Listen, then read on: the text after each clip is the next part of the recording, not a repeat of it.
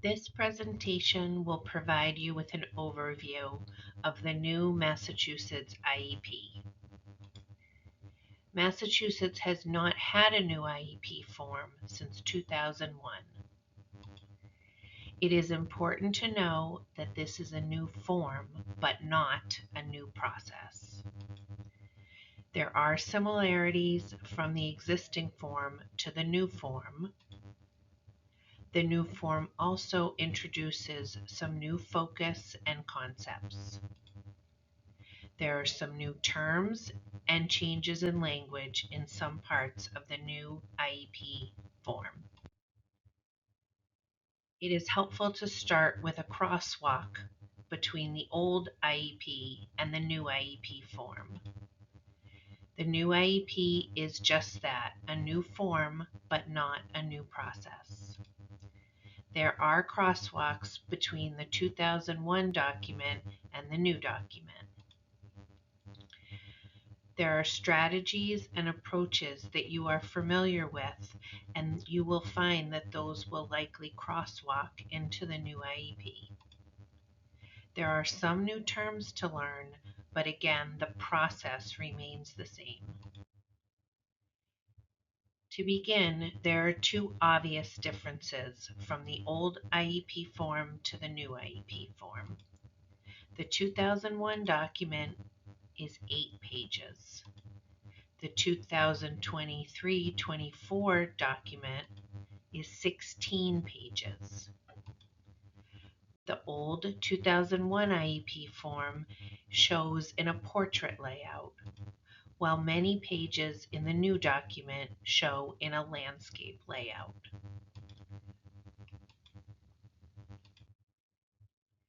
Here are some basic differences between the old and new IEP forms. In the 2001 form, it's 8 pages. The 2024 form, 16 pages. In the 2001 form, the first section begins with parent and/or student concerns. The new IEP form has a focus on student and parent concerns. The old IEP form has a section for student strengths and key evaluation summary. This is where you would find summaries of your child's most recent evaluations and testing scores.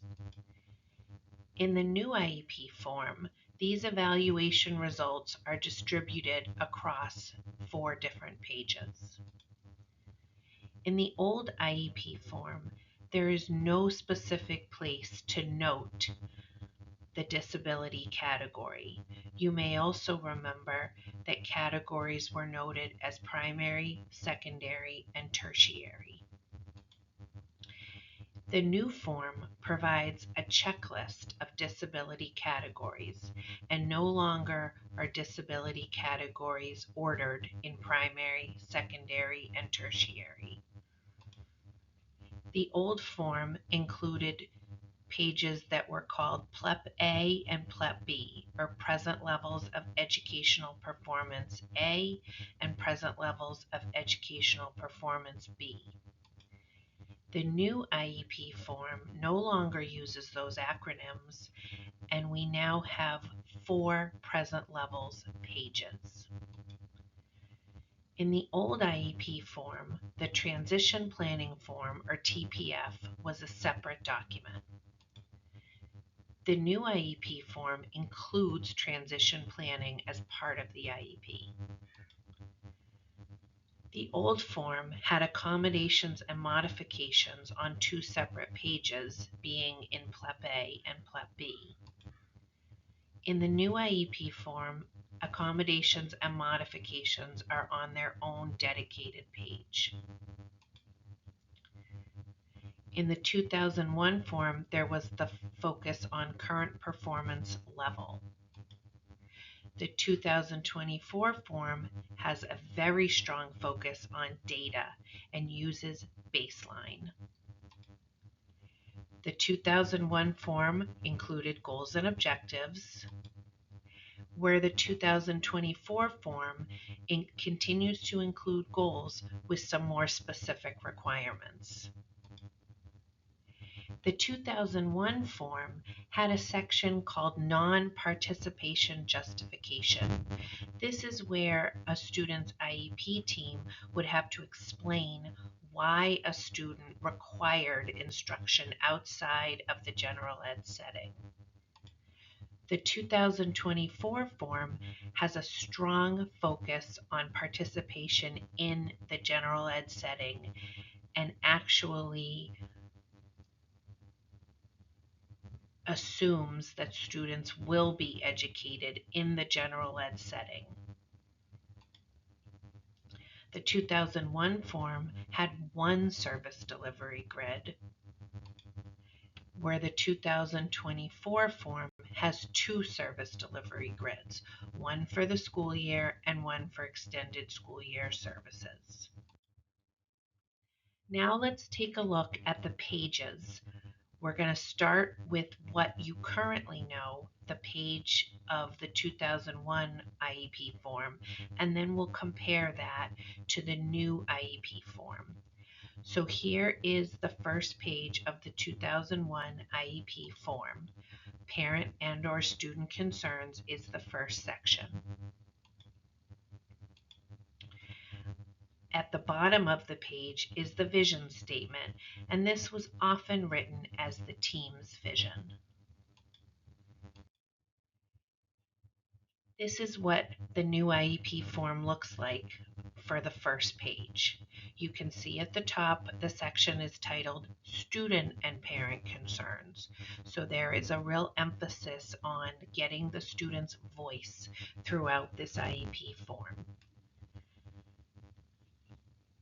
Below is student and team vision. Again, you can see there is a strong focus on getting the student's vision. That is true no matter the age. There is a section for students ages 3 to 13, as well as a section for students 14 and older. At the bottom, the IEP team can add components to the student's vision.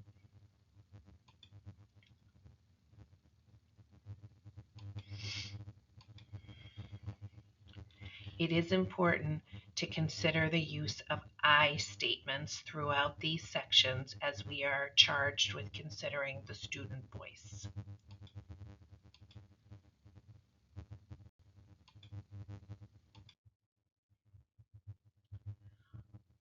Back in the 2001 document, the middle section is student strengths and key evaluation results. This is often where we would note the student's type of disability, but there was not a true direction as to what part of the section the disability should be noted. So sometimes it might be in the beginning, the middle, or the end.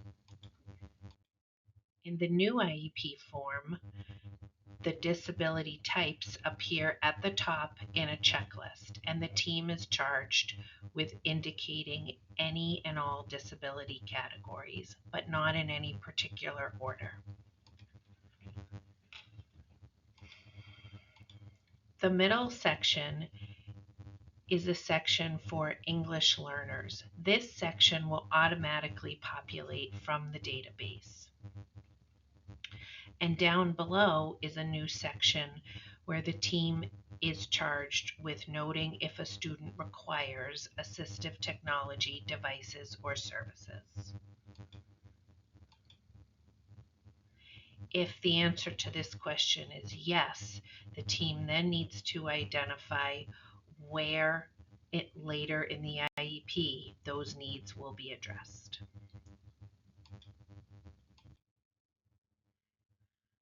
In the 2001 document, we then get to present levels of educational performance A, or PLEP A. The following page, present levels of educational performance, or PLEP B, refers to other educational needs.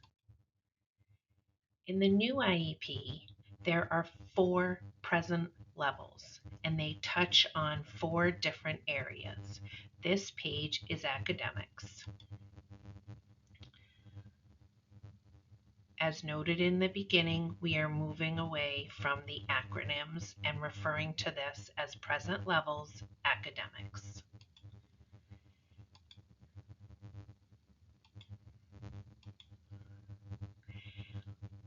On the next 4 pages, you will see they are all set up the same way.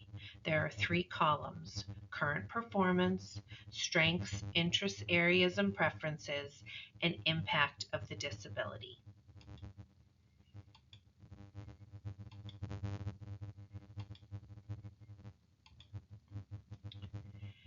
This first column, current performance, replaces the section of student strengths and key evaluation results. Instead of lumping all evaluation results in one section, those evaluation results will now be distributed across the 4 present levels pages. On this page, academic evaluations may be included. You will also note on this page the beginning of questions specific to students on the autism spectrum. If the answer to the question is yes, the team then needs to know where in the IEP those needs will be addressed. The next present levels page speaks to behavioral, social, and emotional needs. Again, the 3 columns at the beginning are set up the same way as the previous page focused on academics. You will also note here that this is where the bullying section now appears. The team needs to describe and identify if the student is at risk and how it will be addressed. You can also see below the autism spectrum specific questions continue.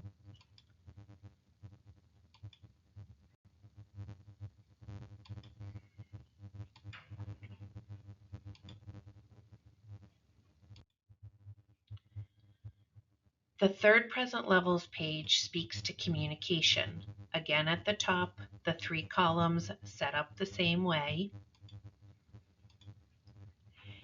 And now further down, the team will use this part to identify if a student requires the use of augmentative or alternative communication. Again, the team answers the question, and if it's a yes, the team then identifies where in the IEP those needs will be addressed.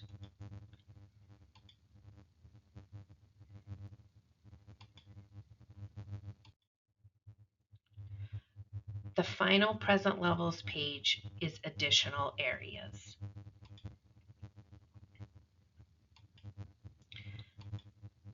This is where you may find things such as occupational therapy or physical therapy needs, as well as some lower incident disabilities below, such as deaf or hard of hearing and blind or visually impaired. Again, the team is charged with responding if this is a student need.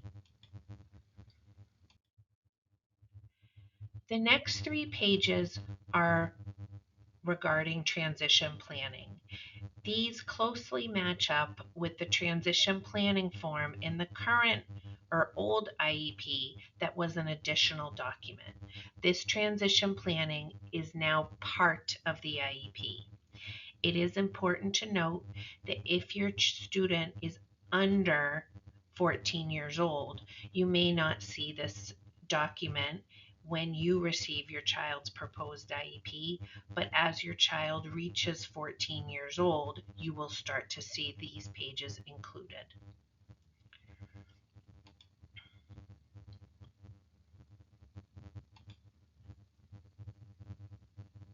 The team is charged with answering the questions as they apply, similar to what's filled out in the current transition planning form.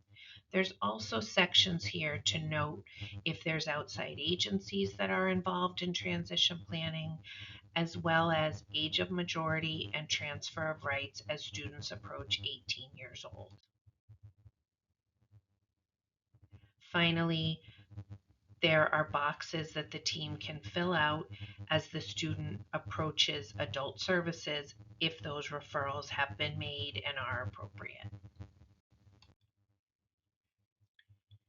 Now we move on to accommodations and modifications. In the current document, we find accommodations and modifications on the two PLEP pages.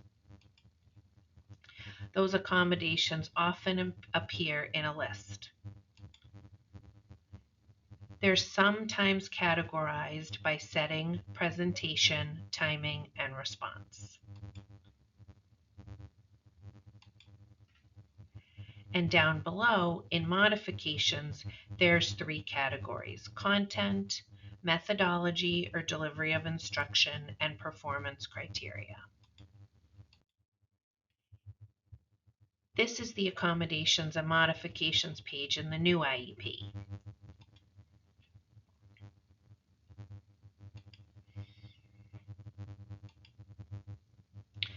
In the new IEP form, you can see that the accommodations are distributed across the four types: presentation, response, timing and/or scheduling, and setting and/or environment. This will take away the need for the list format, as is often seen in the old document. And modifications are distributed across these three columns: content, instruction, which was previously called methodology, and student output, which was previously called performance criteria.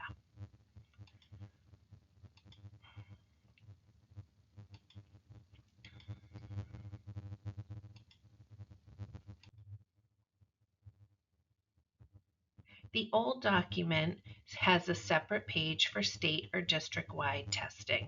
Often this is where we would note accommodations for MCAS.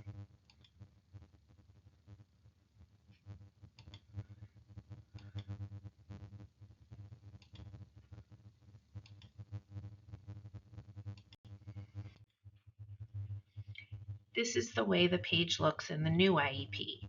There are not too many changes to this page, just the format and layout looks different.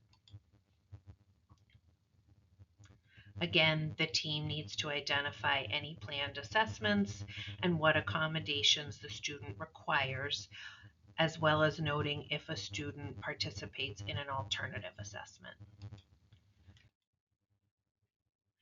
We then move into goals.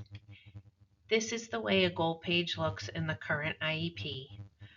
There is the focus of the goal, the current performance level, the measurable annual goal, and then the benchmarks or objectives, which are typically thought of as the smaller steps the student needs to achieve in order to meet the annual goal.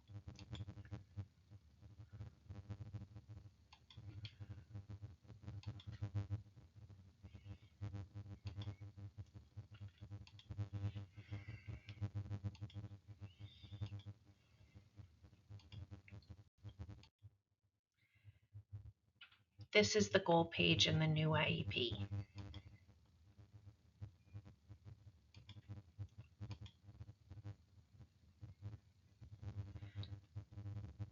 You can see here that the goal area is an area of need previously identified back on one of those four present levels pages in column 3, which was the impact of the disability. The section is now titled Baseline instead of Current Performance Level, which is very data focused.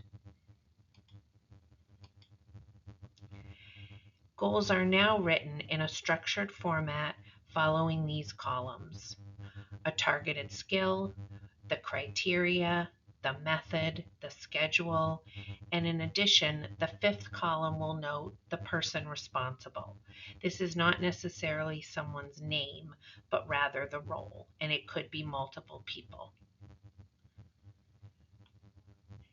The idea behind this page is trying to present a more holistic view of the student's skills and needs rather than compartmentalizing various services.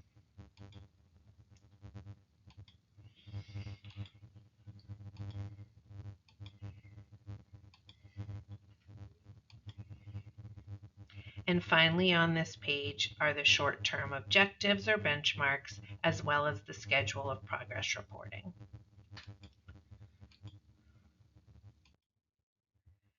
The old IEP has the service delivery grid that looks like this, with the 3 sections: consultation, which is grid A, services in the general ed setting, which is grid B, and services in other settings, which is grid C. In the old 2001 document, as I mentioned at the beginning, the team has to answer the question regarding non-participation justification, which is the student removed from the gen ed setting at any time? And if yes, why? The new form starts with the assumption of participation in the general ed setting. So this is the way the page looks in the new form. And you can see that the question is worded differently. Can the student's educational needs be met in the general ed setting? If no, the team needs to provide an explanation as to why.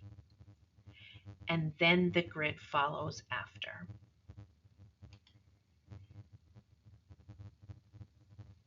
The only real difference to the service grid is there is an additional column of location, and this was really intended just to provide even more clarity on where services are delivered.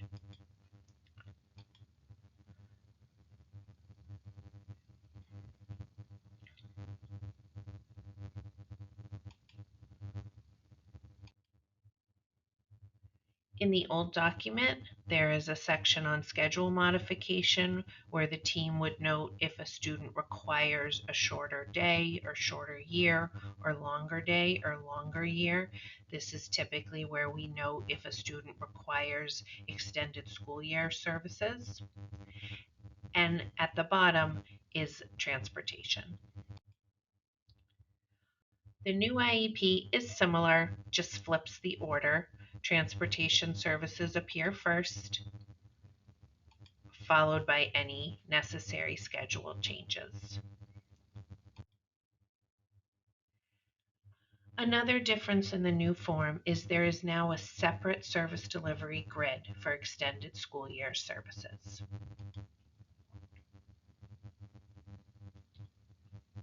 The purpose of this is to make a clear distinction between services that take place during the school year and then services that take place during extended school year programming.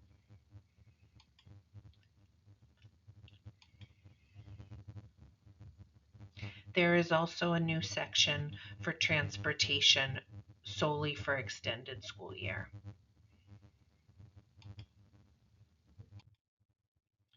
The final page is the additional information section. This is very similar to the old document. The team here has a chance to record any information that's not previously stated in the IEP. I think the hope is that this section will be shorter, as there are many more places in the IEP now to include information that may have previously only been listed in this additional information section.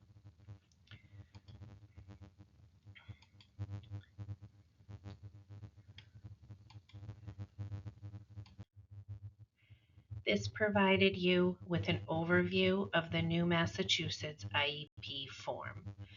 Please reach out to your student's special education liaison or administrative team chair if you have questions. Thank you.